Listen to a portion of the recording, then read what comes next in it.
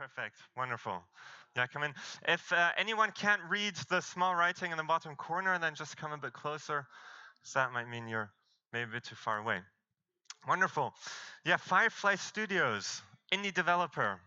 I often get confused looks when I speak to people, and we were just in the booth in the indie area, and people always say, well, I wouldn't think of Firefly Studios as an indie.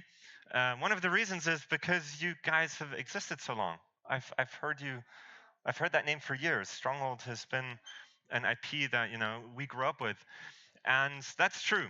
Firefly is quite an old company. We're 20 years old now. We were founded in 1999 by Eric Roulette and Simon Bradbury, who worked together on a couple of games projects in a company before coming together and founding Firefly Studios. And their idea was, when they created their own game, they wanted to make a real-time strategy game that was a mix of games like SimCity, Caesar. Caesar is one of the games they worked on together, and Age of Empires. And so they took a lot of the features, a lot of the ideas, a lot of the details, and a lot of the concepts from those games, and combined them to Stronghold, the first Stronghold game that came out 18 years ago. Can I just have a quick show? Who played the very first Stronghold back in the day? Okay, that's quite a lot of people here. Right, this game became more successful than Eric and Simon could kind of imagine. They were a very small team in London when they made this, and it was quite a big success in the UK, in the US, especially in Germany. Germany is actually one of the most, it's like the stronghold for Stronghold, because we have a lot of fans here. So US, UK, then Germany, and surprisingly also China. But yeah, this was back in the day where being an indie wasn't very easy. And so because Simon and Eric, they knew how to make games, but they didn't know how to do all the other stuff. And the people working at Firefly, they had that one specialty, creating games. And so that's what they focused on. There were a few developers out there that were quite friendly towards developers, like a few publishers. Amongst them, the Gathering of Developers, now known as Devolver. So they were actually our publishers for the first game. Great guys, still great friends with the studio. And they helped us promote this game and bring this game to what it was. And that was a very good experience to having worked with a publisher, because back then you couldn't just upload a game to a digital platform. You couldn't even upload the game to send it to whoever was printing the CDs to put them in the store, right? The fastest way to get your game on the shelf and into production was to send the CD via snail mail, because internet, unfortunately, back then was still in its relatively young phase in terms of speed. But yeah, and since then, we've made a bunch of more games, including Stronghold games. I mean, Stronghold 2, 3, Crusader 1, 2, Stronghold Legends.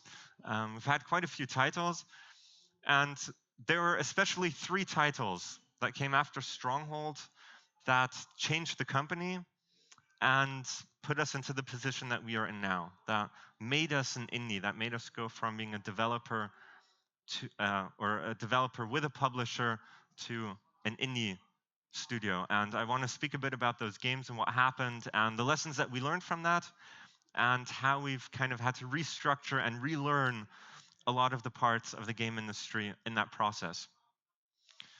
Dungeon Hero. This was the first title that had a huge effect on the studio. This was different than the top-down real-time strategy games that we'd made so far, including Space Colony, which was a more space-building base game, but also, top-down real-time strategy. This was a first-person dungeon action game.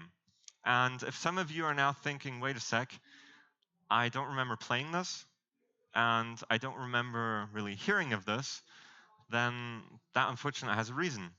In 2008, the credit crunch came, and the publisher we were with back then, which wasn't the Gathering of Developers, the publisher didn't have any funding for us anymore. The studio, which was at the highest point in terms of team size and in terms of talent, had to pretty much let everyone go. We were just down to 5 core developers, artists, and producers, just the core team of 5 that was there. And unfortunately, this title got canceled.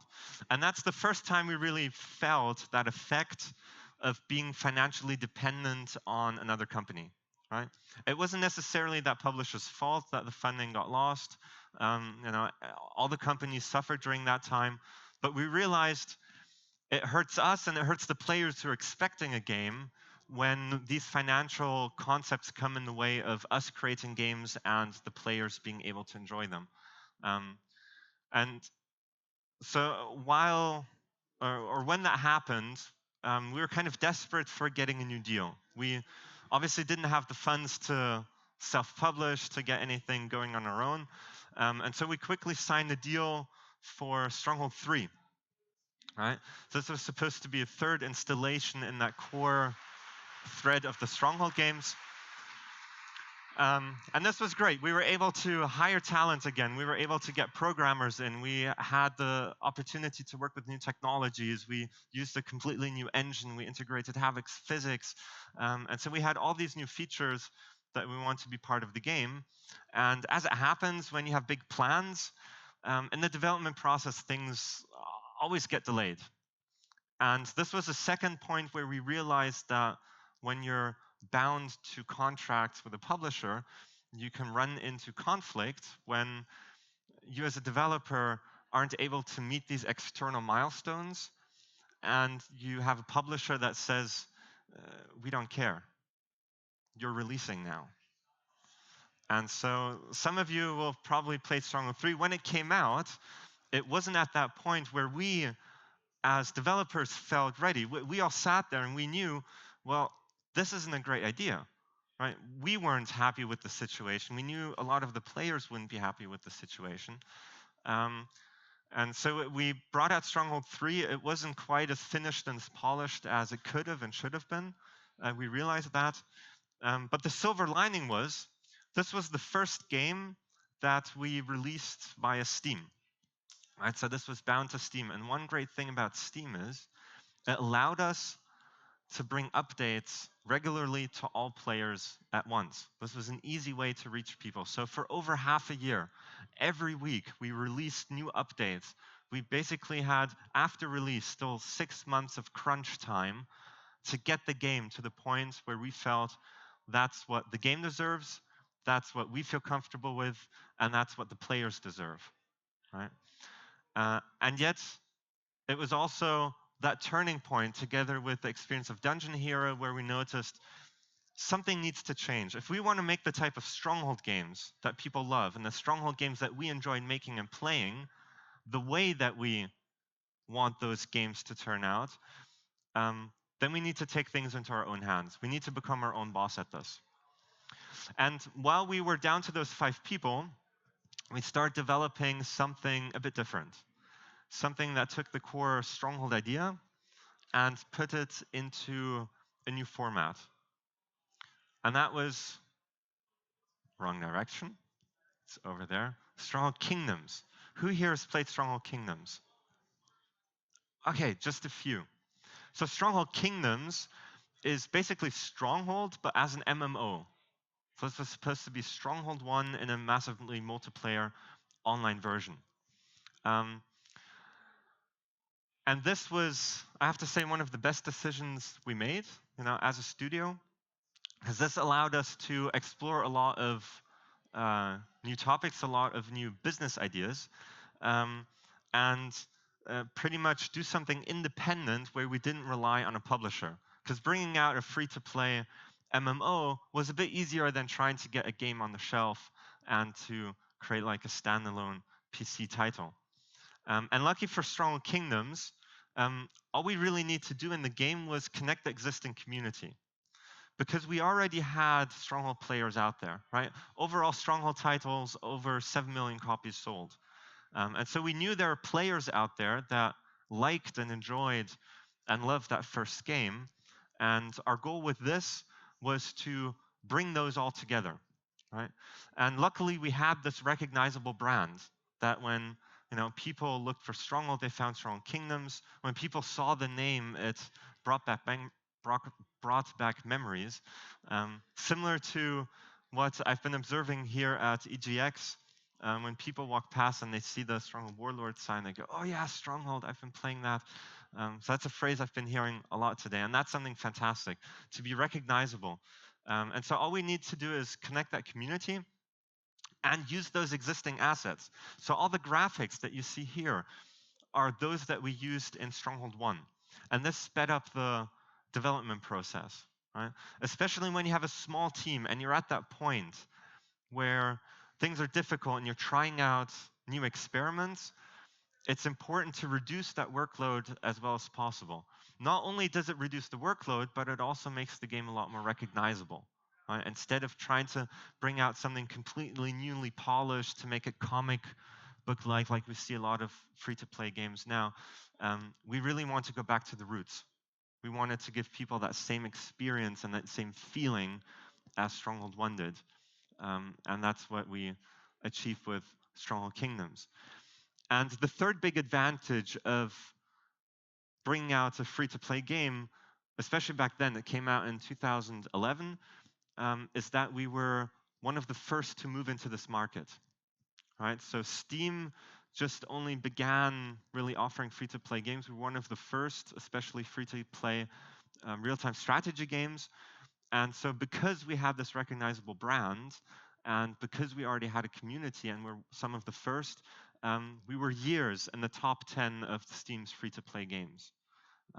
And the great thing about these free-to-play games is we all know they're not completely free.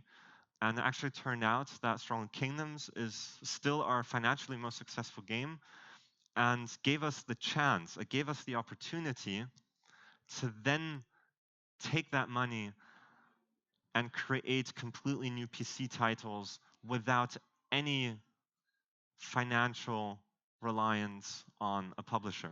And so this was really what allowed us to go fully independent and become an indie in that sense, due to the success of Stronghold Kingdoms, of leveraging the existing nostalgia, even that the players had, that we had, and being able to use those new digital publishing methods. And so we thought, okay, we now have this possibility. We now have the chance to create a completely new title, to create a standalone PC game, which is at the core of Stronghold. And we went into developing Stronghold Crusader 2. Right? Stronghold Crusader was, when we asked players, by far the favorite. Right? It was also the one that we still played a lot in our lunch breaks when we weren't playing Team Fortress. Then a lot of people were still playing Crusader. And we really knew if we were going to make a title that was going to be exactly the way we want it, without any corporate overlord telling us what to put in, what features to use, or having any influence on the business strategy, then it was going to be a sequel to Stronghold Crusader. And so we started developing Stronghold Crusader, and that's when we ran into some of the challenges. Because it turns out, when you've been creating games as just a developer for so much time, and then try to create a game as a developer and a publisher and a marketer and the whole business side of it, things can get a bit complicated. One of those complications is obtaining the rights to your IP. Just because we said, sorry, we don't want to work with another publisher at this point, didn't mean that automatically all the IPs we already had were ours. So for some of the titles, including Crusader, we had to wait a while. And so over the years, some of you might have seen, we released the HD versions of the legacy titles of the older games. And the reason it took so long that we released first one, then 1 or 2 years the other, was that we had to wait for those rights to come back. The speaker earlier spoke about this idea of make sure that if you give the rights away, limit it to 5 years, because in worst case, you have to wait 10 or 15 until you can use those IPs again. On the other hand, it was great to now be finally in that age of Steam, because we were able to release those older titles and also the sequel on that platform without any need of getting a publisher involved. Because I mean, I don't know who here is actually a developer in the development. Okay, it would be great to hear in the Q&A some of your experiences on this and how you find this. But we find it now very easy to bring out a game because you pretty much upload it to Steam, you upload a description, and if you have enough people that like your game, they're going to buy it. Obviously, here also helped to have a game and an IP that was recognizable, because when you do publish online, then that initial spike is very important in terms of search engine optimization. If we're talking about people Googling the game either on Google or in stores, then it's always a great advantage to already have a name that is well known and that gets people in. But yeah, luckily we were able to do all of this business development by ourselves. The challenge was just to hire new people because we knew how to make games. We didn't really know how to publish. We didn't know how to run a gaming company and a business just purely, um, as a developer in a studio.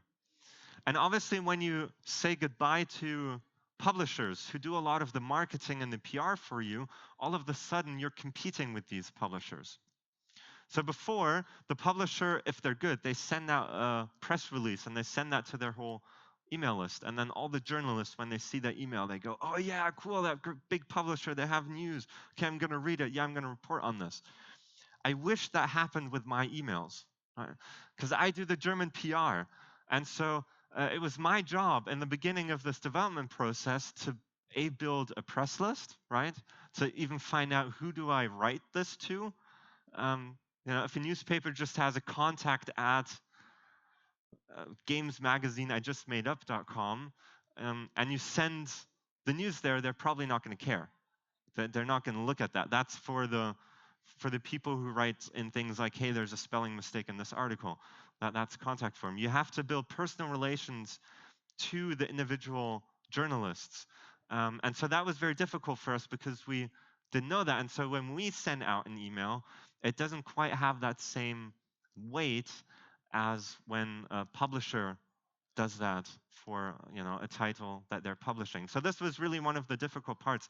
And this is where the company had to grow a bit. We had to get in community and PR managers for all the important countries and markets and really build a team and learn how to do this, right? Because it's not something that comes intuitively to people who'd just been making games.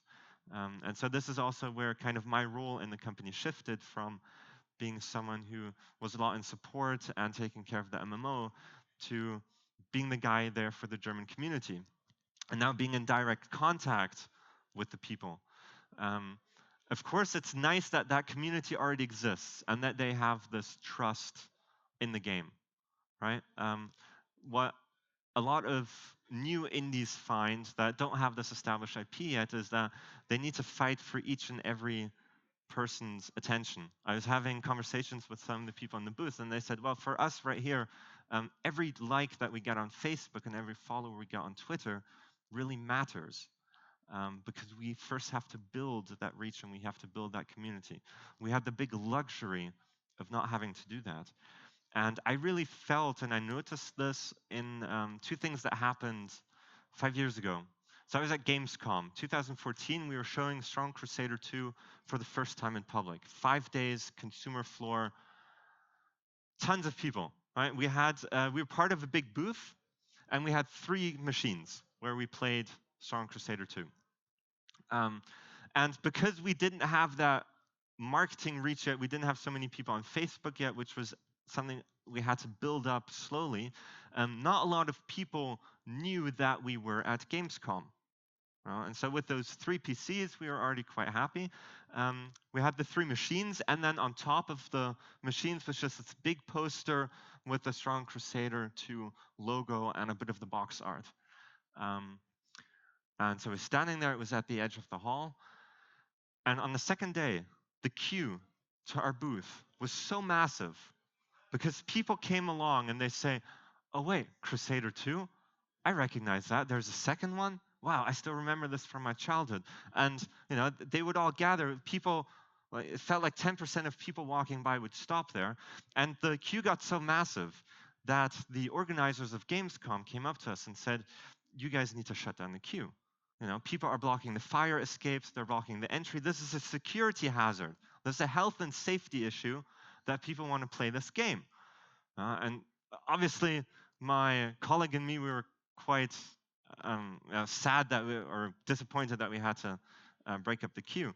And the people that ran the booth that we were part of, they noticed this and they thought, well, you know, this sucks, obviously. We can't let this happen. So what they did is they took 3 PCs from another game, installed Crusader 2 on that, and all of a sudden we had 6 machines. I'm not going to say any names of who ran the booth or what game it was that was taken over and sieged successfully by Strong Crusader 2. But that was really the first moment that my colleagues and I, we felt the power and the strength and the size of that community. Right? All of a sudden, those people that we weren't yet able to reach via Facebook, via Twitter, or via YouTube, we saw them there and we realized, okay, we already knew we had a responsibility, but that responsibility has grown exponentially. And having the conversations with the people at Gamescom was helpful for us because all of a sudden we were able to gather more player feedback and honest player feedback than we would have gotten if we had sent out a newsletter to the few people we had in our email list. And the second part about Gamescom 2014, where I noticed, okay, this is important, is that on one day a guy came up to me. He wanted to shake my hand because I had a Firefly Studios, well, Strong Crusader 2 t-shirt. Came up to me. He wanted to thank me for his childhood memories. And I still remember looking at him thinking, well, you know, when that game came out, I was 11 years old. I've never touched a single line of Stronghold code. Right? I don't deal with any of that. I don't know why you're thanking me, but he wanted to shake my hand anyway. He told me, look, I played Stronghold 1 and Strong Crusader as a kid, and Stronghold was the first game that he really played regularly, and that kind of got him into PC gaming. And he also told me that his mom hated the fact that he was spending so much time playing the game. And so there was always this fight between them on how much time does he get on the PC, sneaking out at night and on the weekends, trying to play the game as much as possible. And I thought that was quite a touching story, right? You know, here's one guy that has this kind of memory. And this is a true story. My colleague and I, we then, at the end of that day, we go into the train to go back to the hotel. We sit down, and the people sitting in front of us, they look at the t-shirts, they see Strong Crusader 2, and they go, oh, wait, there's a second Crusader 2? I remember playing that game as a kid. And they tell me the exact same thing, that that was one of the first games they played, that got them into strategy PC gaming, that it was always a struggle between them and their parents about the time on PC, and how one of their friendships almost broke over the multiplayer. That people were playing so harshly and so ruthlessly with their friends that friendships almost ended. Now, my colleague and I, we looked at each other and we thought, okay, yeah, this is cool. People obviously really, really love this title. And then we go into the hotel, and Trisha, we go into the hotel, we go into the elevator, and there's a few developers from America. And they look down at our t-shirt, see Strong Crusader 2, and they say, oh my God, that's Crusader 2. I played Crusader 1 as a kid. This is the game that got me into PC gaming. And my colleague and I were looking at it. We're not believing that we're having the same conversation at Gamescom, in the train, and now in the elevator to the hotel. But this is where we realized, when you have a game that has had such an impact on people's lives, you have to make this kind of sequel. And you have to listen to the players, and you need to make sure that whatever features you put in and the way you make the game is the way that values that memory. Obviously, it reminded us of the games that we personally always liked, and we realized that even if the people that you speak to, the players that you speak to, don't necessarily share that, a lot of the people playing your games will have those types of memories. The reason it was especially nice for us to hear is because so far, most of our interaction had been with people in customer support. Right? And if you've ever worked in customer support, you know that the tone is usually a bit different, especially for free-to-play MMO, right? Because we always were in contact with players who said, well, this game doesn't work, please fix. That was sometimes just the content of a support ticket. Um, I think the worst message we ever got, this was in December a few years ago, was someone wrote, this was directed at us as developers, I hope you have a terrible Christmas and die of face cancer. Not nice, obviously in the spur of the moment, but if you contrast that to the experience we had at Gamescom, we had this completely new wave of motivation and inspiration to make sure that our marketing efforts reached those people. All of a sudden we knew we just have to try new tactics and build up that online community because the people are out there. We just need to find them. And so we then released Strong Crusader 2 and realized, okay, even though we didn't have that financial input from a publisher and we kind of had to, we had to pay all upfront ourselves with what we had through Kingdoms, the upside was also of self-publishing that we get to keep most of the money. Right? Because when you work with a publisher, you have to give away a lot of the money. You might sell twice as many copies, but you might also have to pay 50% of what you take in. So really, in a financial term, it doesn't make that much difference to go with the publisher when you have a community out there that already likes the game. And so Crusader 2 was more successful than we anticipated. It was a good success. It still was in Kingdoms, obviously, which is still going. We have over 7 million registered players in Kingdoms. Still strong MMO to this day, which is fantastic. And the experience we had with Crusader 2, the pitfalls of creating a community, of trying to build up Facebook fans and Facebook followers and people on YouTube, we now used in order to first off create but also market our newest game, Stronghold Warlords. Through that direct contact with the community, of us not having to go through publisher to communicate with the gamers, with the players, we were able to collect tons and tons of feedback. Right? We did analysis of all the reviews and all the direct feedback we got from players and used that in order to take the best bits, put them into this game, take the parts that weren't quite so popular in the last titles, take them out. So those of you who played the first few titles, you remember like Laddermen and Siege Towers. They weren't in the last titles, but we're bringing them back now because we heard the voice of the community that wanted these types of troops in the game again. So in Stronghold Warlords, you'll see a lot of units and buildings from the legacy titles, from the old titles, that are now coming back, together with the most successful and popular features from all of the games so far. And for those of you who haven't heard much about Stronghold Warlords, you can probably already tell from the slide we have a completely new setting. So this is not a Crusader 3, this is not a Stronghold 4, this is not a Legends 2, this is Warlords, a standalone new title, and it plays in the Far East Asia. So now we've moved from the medieval Europe to the Crusades, and now we're over in Asia, following the historical campaigns of the shogun, of feudal Japan, China, 500 BC China, and Mongolia, with a lot of new units that have come to it. We have gunpowder, which is now a new resource, and the warlord system, which allows you to recruit lords spread across the map and have them send you resources, have them send you troops, and have them support you, which adds a completely new strategic layer.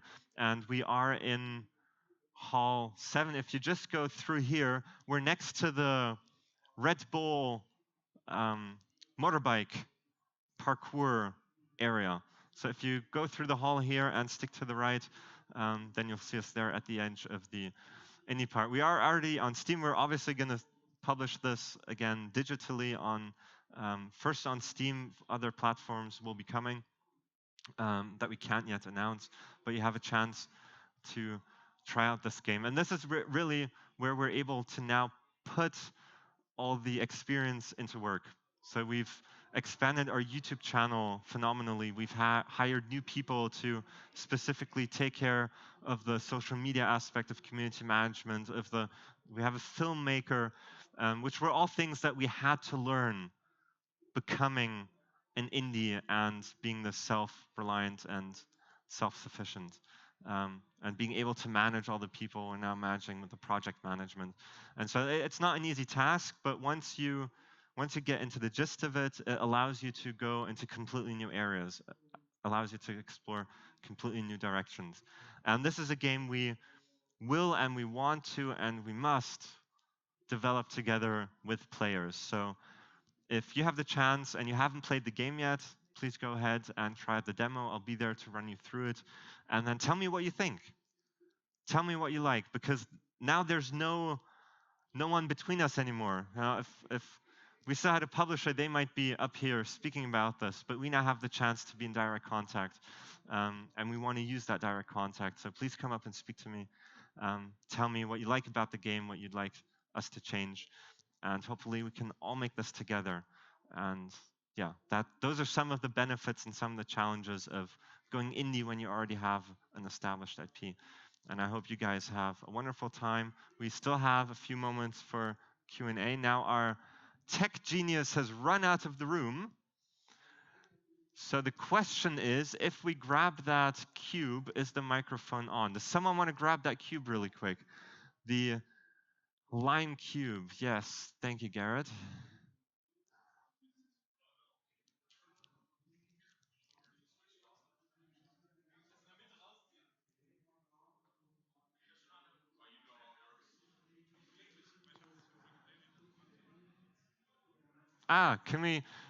Do you know how to turn on the cube, the magic cube?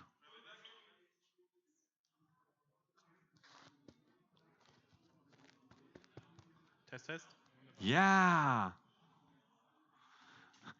Oh, I thought, oh no, I have a mic, but yeah, I need to throw this. Okay, who has a question, who has a comment, who wants to know more about any of the titles, who has already played and wants to give some feedback? Raise your hand and I will throw this in your direction. Or I'll just chuck this randomly and then you have to say a poem for all of us. Anyone? Yes, back there, let me. Woo! So, the choice to go for an Asian campaign in Warlords, does it have anything to do with new target markets you want to explore, and would those happen to be Asian? Can you just repeat the question? It's quite loud back here. Can you repeat it a bit louder? So the choice to go for Asian campaigns in Warlords, does that indicate a shift in target markets towards Asia? Well, it turns out that kingdoms and strongholds in general are quite popular in Asia to begin with. But the main reason we decided to go into this direction is that, A, we wanted to try something a bit new, right? We'd already done Europe for so long. We've now done 2 titles that were in the Near East. And what we wanted to do is kind of explore a new setting, and Asia just happens to be one of those settings that the people who are in charge, the designers, and Simon Bradbury and Eric, they love Asia. They're personally big fans of the region. And so it was kind of a personal decision to bring Stronghold to that civilization. And that civilization was already a bit further than we were here in Europe in time of the Middle Ages. That's why we now have gunpowder. And it allows us to explore a few new resources. So the way we get food changes. We don't have the apples anymore. We have the rice now. We don't. Wow, sounds like they're watching a big blockbuster movie back there. Definitely need to check that out. So yeah, it was partly a business decision, but it was also a decision of our hearts that we wanted to go into this region and explore this setting. Yeah. Right. Unless there are any more questions, then I say we all go back now and play the game. We have a few computers there, and I'll still be here today and tomorrow, and I'm looking forward to seeing you there. Wishlist it on Steam, then you'll be the first to know about updates. The expected release date is going to be next year. So we're aiming for 2020. And yeah, I'm looking forward to hearing your comments.